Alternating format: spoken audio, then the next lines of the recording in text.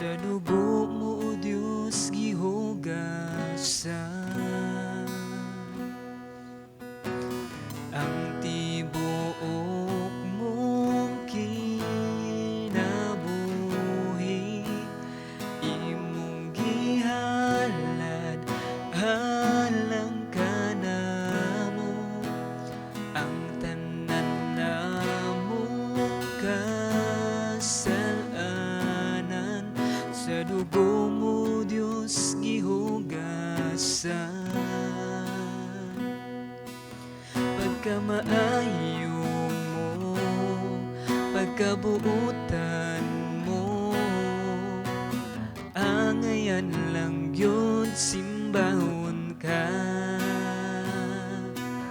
Pag-aawitan ka, O Hesu Kristo, igabayaw ko ang akong mga gamot sa tibuok namo nga kasing-kasing, magasimbahon ka, Jesus.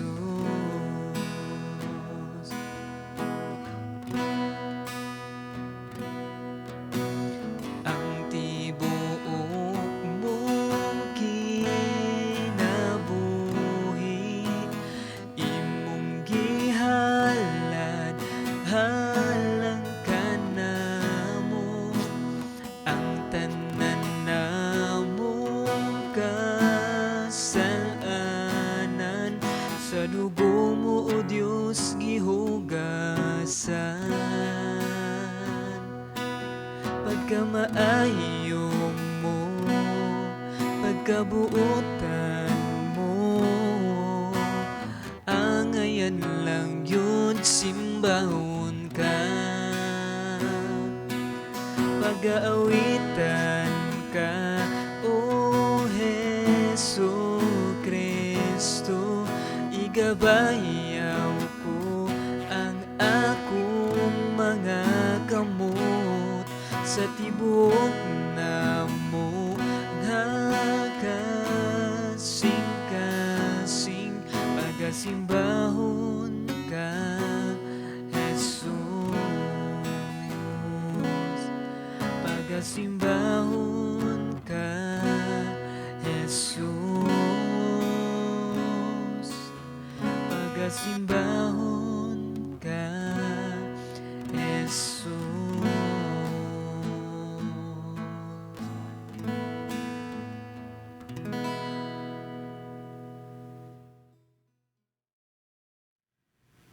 Nagapadayon kita sa ato nga pagtuon mahitungod sa misyon og unsa man ni siya kaimportante para sa tua, unsa may responsibilidad nato isip mga nakaila or nakatag-iya or mga kaning sumusunod ni Kristo.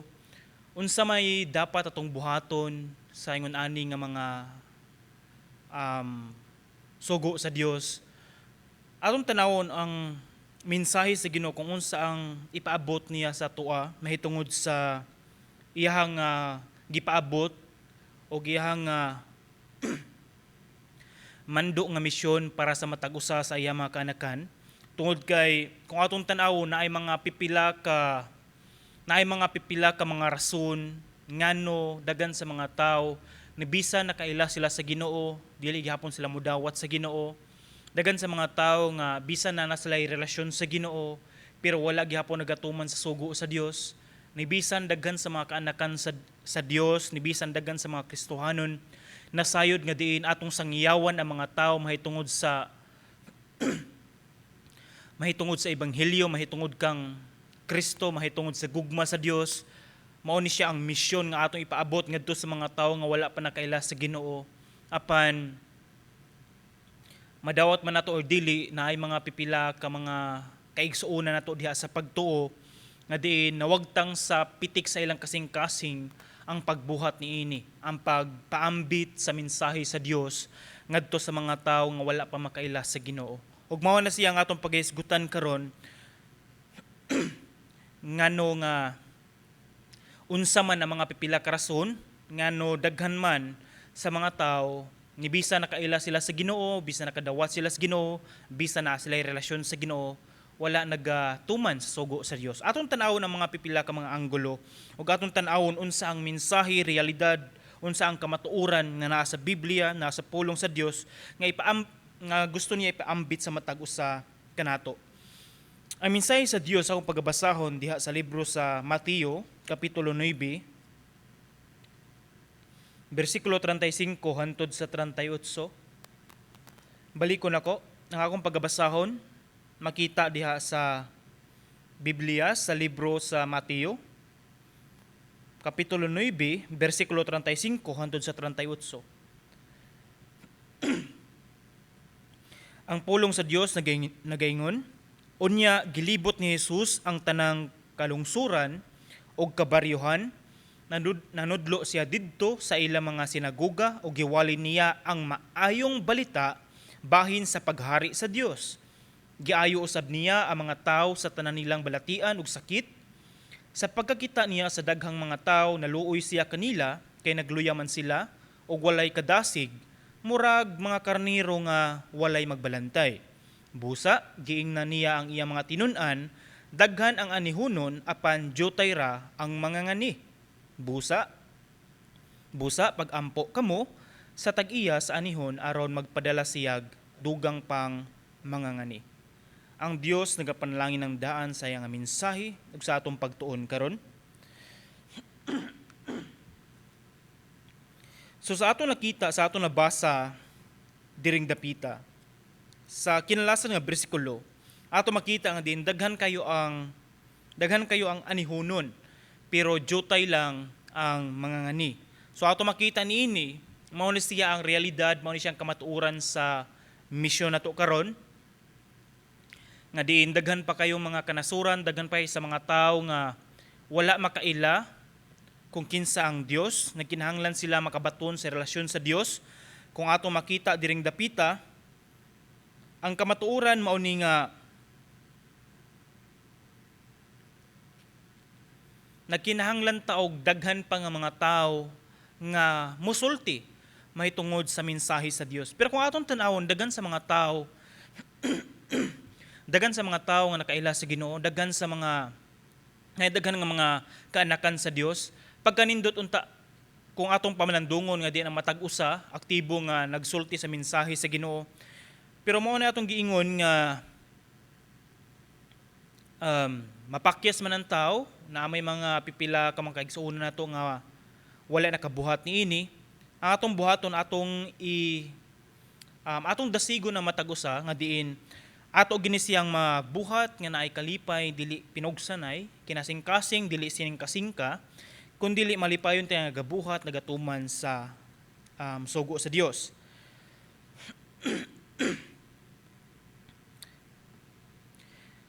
Naay mga pipila ka mga kaigsuonan nato nga madungog nako nga mintag dili man ko ang ngayan sa pagsulti sa mensahe sa Ginoo.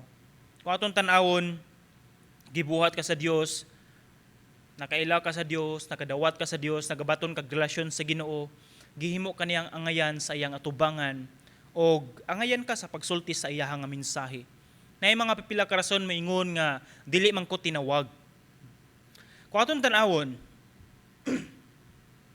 sa Biblia, ang tanang mga tao nga nakaila sa Ginoo, tanang mga tao nga nakabaton og relasyon sa Dios, tanang Kristohanon, silang tanan nakaila sa Ginoo, nakabaton sa Dios, nakabaton og relasyon ni Ginoong Hesukristo, silang tanan ato makita nga tinawag sila. Kung atong tan-awon gani ang mensahe, ang Dios nagatawag sa matag-usa sa tanan. Iyang gitawag nga moduol sa iyaha. So kung atong tan-awon diri,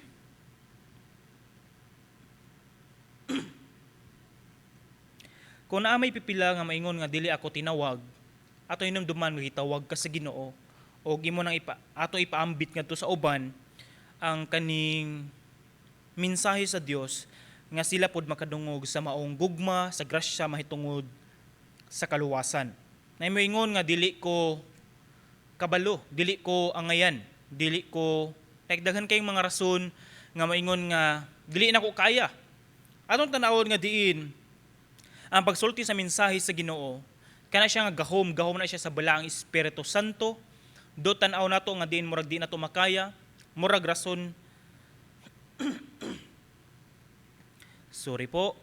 Murag rason ni Moses nga ingon siya nga kaning yungit ko di ko kasulti, or like daghan kay mga pwede natong marason nga murag di ta makasulti sa mensahe sa Ginoo tungod kay naatay apan, tungod kay naatay diferensya, tungod kay maglisod ta og sulti, tungod kay wa ta kabawon sa atong isulti. Pero ako atong tan-awon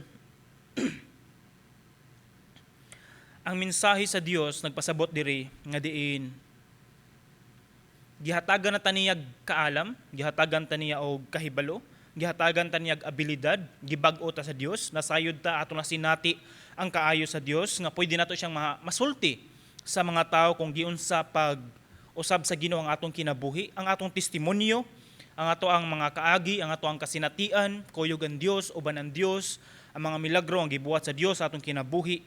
Kaning tanan pwede nato masulti mapaabot ngadto sa ubang tao nga sila makadawat sa Ginoo, makabalo nga diin mao ni siya ang atong Ginoo, mao ni siya ang manluluwas, mao ni siya si Ginoong Hesukristo.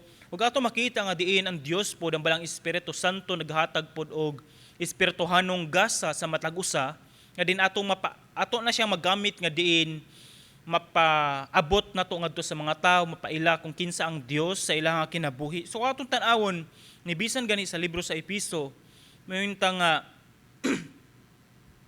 murason taman nga diin murag wa ta kabaloon sa atong istorya, pero ang ato makita sa mensahe sa Ginoo motuman lang ta sa sugo sa Dios, tapos ang balang Espiritu Santo mo na magapanlihok sa imong isulti ug mo na magapanlihok sa kinabuhi sa ubang tao. Ang ato alang na atay kasing-kasing nga matinumanon sa sugo sa Dios.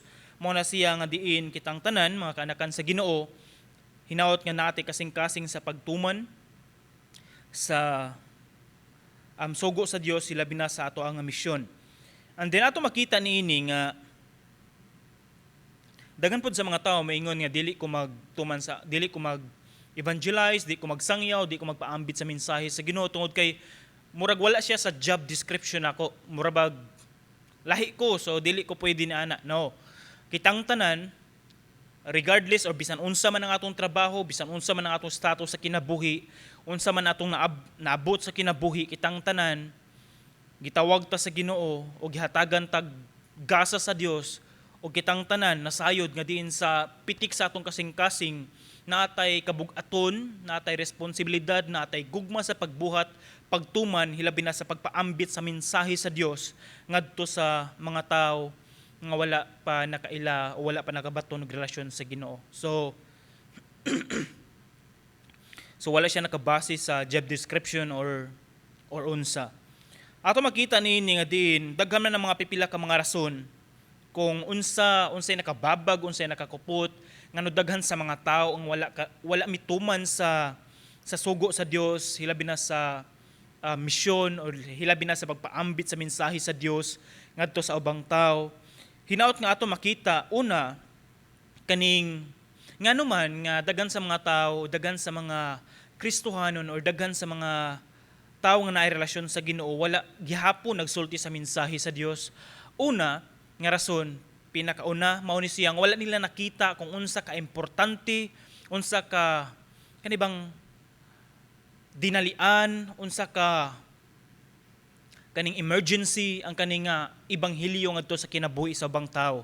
Like kung atong tan-awon niya din kaning mga tawhana tinuod man nga naa sila mga plano sa kinabuhi, pero kanunay natong timan-an nga diin walay gipiling adlaw, tuig, edad ang kamatayon. Pwede karon, pwede ugma, kani mga tawhana, pwede silang mga matay. And then pinakasubo natong pamalandungon tungod kay basin baya wala pa sila relasyon sa Ginoo. So kung atong tan-awon ay mga Kristohanon, siguro na kay mga hinigugma moingon pa kag bata pa na sila, dili pa nimo sultihan nag-abot sunod semana na lang siguro, sunod buwan na lang siguro, or sunod tuig na lang siguro. Like atong tan-awon nga diin usa ni siya sa pinaka-importante, dinalian, emergency nga kinahanglan natong lihokon, nga kinahanglan nato ipaabot ngadto sa mga tao nga wala pay relasyon sa Ginoo sa ilang kinabuhi. Tungod kay matag karon or unya wala ta nasayod kanus-a ang katapusan sa ilang kinabuhi.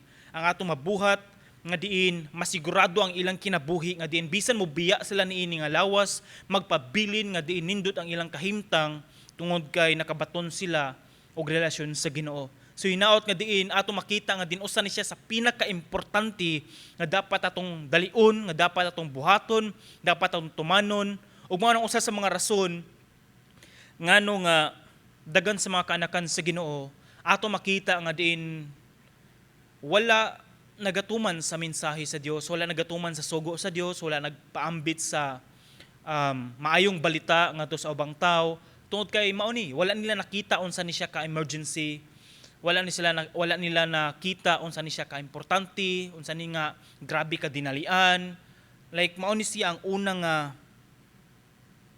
rason.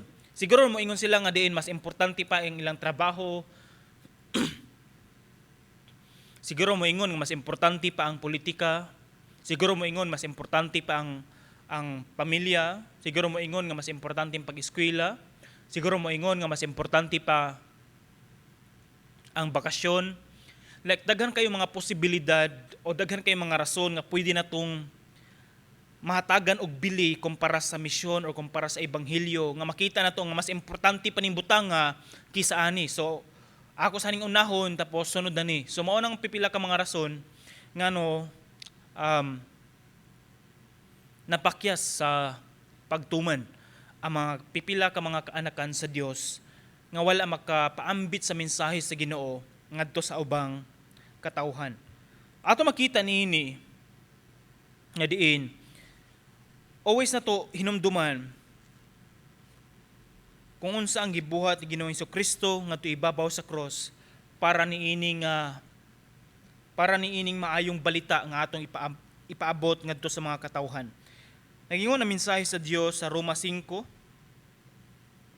6 hangtod sa 9 akong bagabasahon. Kay sa panahon nga wala pa kitay mahimo, nagpakamatay si Kristo alang sa mga daotan sa panahon nga gipili sa Dios. Malisod sa tao ang pagpakamatay alang sa usa ka taong matarong, tingalig adunay magpakamatay alang sa usa ka maayong tao.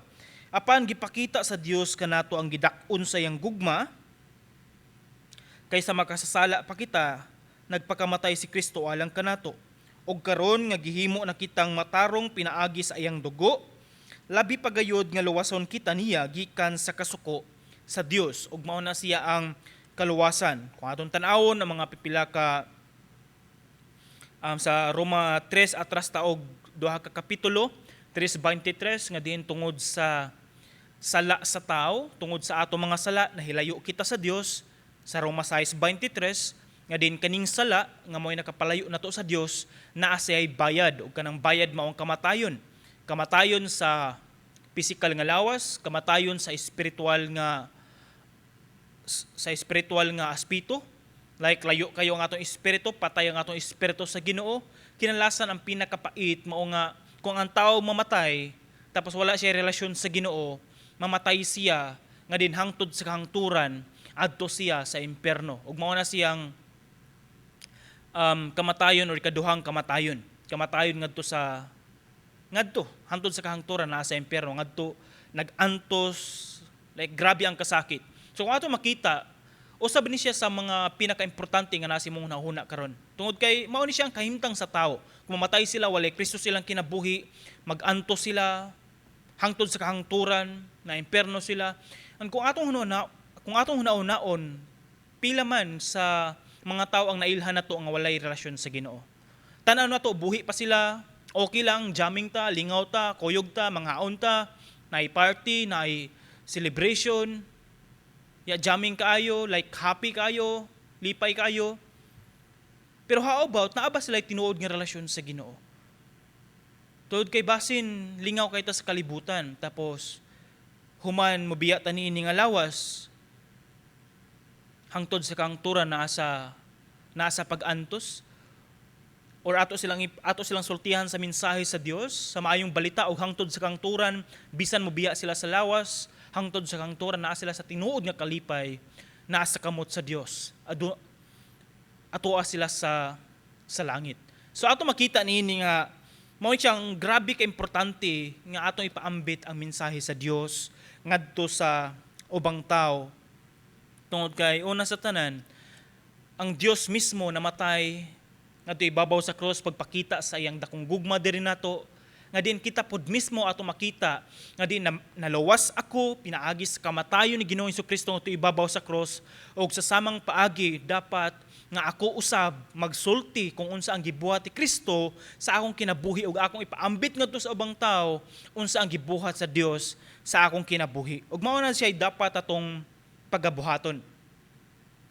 Okay ra maglingaw-lingaw ta, okay ra na siya hinaot nga di nato malimtan unsa ang mas importante. Ug mao na siya ang relasyon sa Ginoo. Nga diin ang mga tao, ang mga minahalimos kinabuhi nga wala pa nakabato niini, ato silang sultihan. Panduha nga mga babag o mga rason, mao kini siyang tanaw sa mga tao nga mosulti pa lang daan, nagunahuna sila nga murag di naman siguro ni maluwas ning tawhana. Murag bugnaw naman siguro kaayo ni siya. Murag di na jud ni siya makaya. So murag nag-apas ta nga murag gahi na jud ka ilang kasing-kasing, bati kay sila batasan, murag di na daw mausab, bati ilang binuhatan, di na mausab. Kung ato siyang tan-awon, kinsa man taon ang kaning mga gipanggamit og maayo sa nga tao nga naa sa Biblia. Kinsa man sila? Mga tao nga makasasala. Si Pablo, siya maoy usa sa nagsulat sa pinakadaghan nga libro sa Bag-ong Testamento. And din ato makita nga diin siya mismo usa ka mabangis nga diin mopatay siya og mga tawo nga naay relasyon sa Ginoo. Pero unsa may resulta? Nasinati niya ang Dios, nakabaton siya, nakita niya siyang kaugalingon nga sayop siya, nangayos pasaylo sa Ginoo, iyang gidawat ang Dios, o siya mismo mo'y nagsulti sa mensahe sa Dios ngadto sa mga tao. So kung atong tan-awon, usa na siya sa babag ngano lisod sa tao nga mosulti sa mensahe sa Ginoo, tungod kay nangagpas tang daan nga lisod sila usbon. Nangagpas tang daan nga gahi na jud ni kaayong mga tawhana. Siguro usab pud siguro ko nga guilty ni ana, labi na sa church plants sa mission dito sa Mactan area. And then ako makita bisan pa mga bata pa lang, like daghan na kayo mga tato sa lawas, grabe na kayo grabe ambisyo, tapos sultihan magpalingog-lingog. So usahay makaingon na pud ko nga kaning tawhana kaning mga bataa, kaning mga batanuna, kaning mga tawhana makaingon kog gahi jud ni sila, lisod jud ni sila. Pero abot sa punto nga din akong isalig sila sa Dios tungod kay igo lamang ko magsulti. Ang pag-usab dili akong trabaho. Mao na siya ang trabaho sa balaang Espiritu Santo. Ang ato lang kasing-kasing nga matinumanon sa sugo sa Dios nga mosulti kita mahitungod sa kung kinsa ang Dios, unsa ang gibuhat sa Dios, ang pamaagi sa kaluwasan, ang kapasayloan sa mga sala, unsay gibuhat ni Kristo ngadto ibabaw sa cross, ang maayong balita mo'y atong ipaambit ngadto sa nini mga tawhana. Ang pag-usab, trabaho na siya sa balaang Espiritu Santo. So kung ato makita niini, mao na siya ang mga rason nga mangagpas kita atong unhan ang Ginoo nga murag di na sila mausab, wa na tuguti nga ang Dios mo'y mag-usab sa ilaha nga din at least man lang mosulti ta para madungog nila ang mensahe sa Dios og samang paagi mga pag-ampo nga diin sa panahon nga makadungog sila sa mensahe sa Ginoo, kumuto na ilang kasing-kasing og matandog sila nga makaingon sila nga nagkinahanglan sila Dios sa ilang kinabuhi. So ato makita nini, mao na siya ang mga pipila ka mga rason o kinalasan nga mga rason ngano daghan sa mga tao ang dili mo adto sa misyon o dili mo tuman sa pagbuhat sa misyon tungod kay mura daw og katawanan or murag binuang nga diin nindot naman ang akong kahimtang, nindot naman ang ako ang nga sitwasyon. Ngano kinahanglan pa man nga maglisod-lisod ko, nga kinahanglan pa man ngano ako pa may mag-adjust nga din ang mga tao nga ngano kinahanglan pa man mag-adjust ko nga din kani mga tawhana pwede man sila nalay mag-adjust. Like mo ni siya ang usa sa mga rason ngano ngano daghan sa mga kaanakan sa Dios ang wala nagatuman sa mensahe sa Dios tungod kay tan-aw nila di sila ganahan mag-antos para lang sa pagtuman sa sugo sa Dios. Dili ko mogawas sa akong nindot nga kahimtang, dili ko mogawas sa ako ang pinaka-komportable nga sitwasyon, ngano pa man, para asa pa man. Okay man ko, di ba? Okay na ko, na ako'y balay, na ako'y sakyanan, nindot akong dagan sa kinabuhi, wa ako'y problema. O ngano kinahanglan pa man mag-antos ko para sa kinabuhi ni mga tawhana. So ato makita ni ini nga diin mao ni siya ang mga pipila ka mga rason ngano daghan sa mga kaanakan sa Dios ang wala nagatuman sa mensahe sa Ginoo. So kung atong tan-awon balik ang mensahe sa Ginoo sa bersikulo 38 ug atong hinuklogan pag-ayo nagaingon diri busa pag-ampo kamo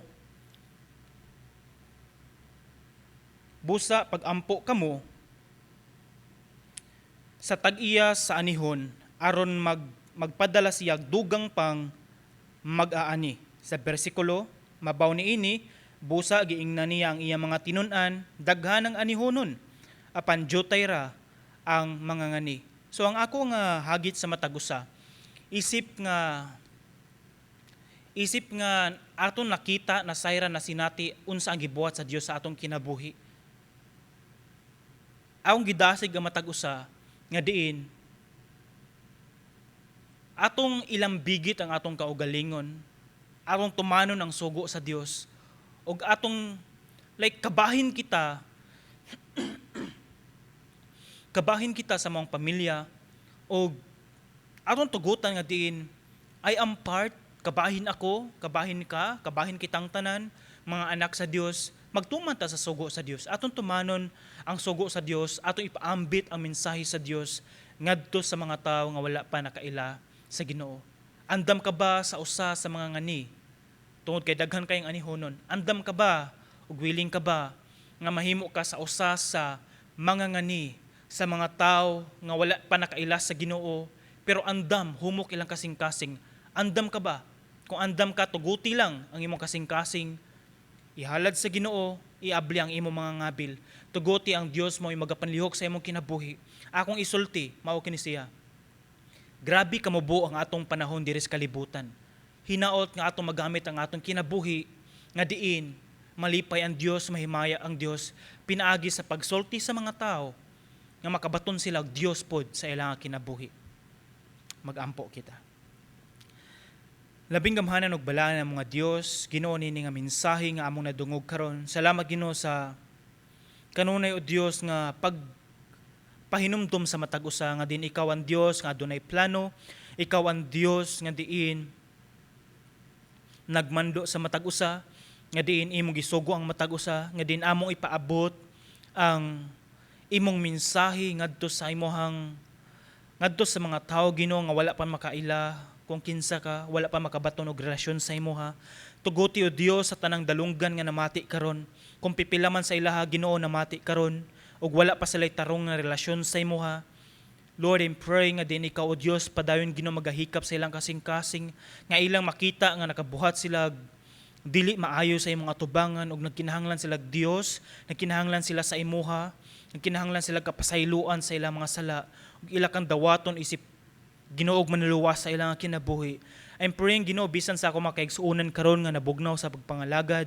Lord God, tuguti o Dios nga diin pinaagi sa nagapadayon na trabaho sa balang Espiritu Santo nga diin mabalik Ginoo ang kainiton sa pagpangalagad sa ako mga kaigsuonan nga diin ko naa may gilaay sa Ampo tugot o Dios nga malipayon sila nga diin mo balik sila sa pagampo, pagbasa sa imong nga pulong, nibisan o Dios pagpaambit Ginoo sa imong mensahe ngadto sa katawhan. O Dios tugoti Ginoo nga din imong lig-unon ang matag usa, imong hatagag kaalam ang matag usa. Tugoti o Dios nga imong hatagag kaisog ang matag usa, nga diin niining among kinabuhi kini among gamiton, ang among mga ngabil o Dios among gamiton sa pagsulti og sa imong mensahe sa maayong balita ngadto sa mga tao, sa among mga minahal sa kinabuhi, sa mga tao nga wala pa nakabaton og relasyon sa imuha.